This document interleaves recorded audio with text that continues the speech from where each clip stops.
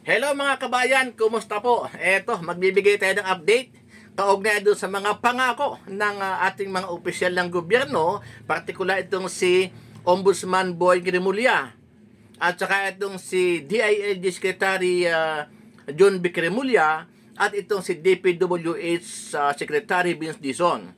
Ano yung mga pahayag nila ng mga naunang mga linggo?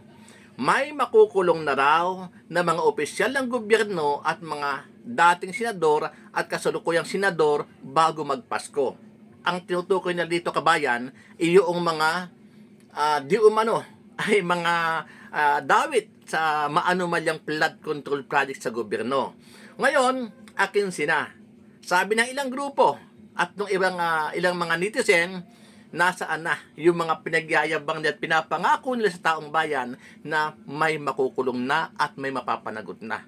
Wala. Nga. Di ba? Si Sara Diskaya hanggang sa ngayon ay wala pang arrest warrant. So, ibig sabihin, kayo na naglabas ang pahayag naglabas ng pahayag ang NBI na nasa kustodiya niya si Sara Diskaya.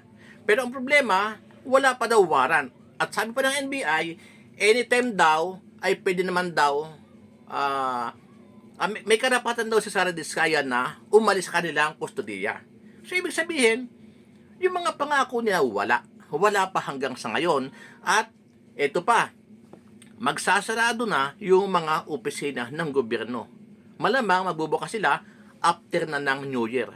Di ba? So, yan ang isang malaking katanungan ng ating mga kabayan na hinihintay na pangako ng mga opisyal ng ating gobyerno. Kabayan, anong masasabi nyo sa mga pangako nila? Diba? Nag-iintay din ba kayo na may makulong at may mapanagot na mga di umano ay sangkot sa flood control project? Pakicomment nyo po ang inyong reaction.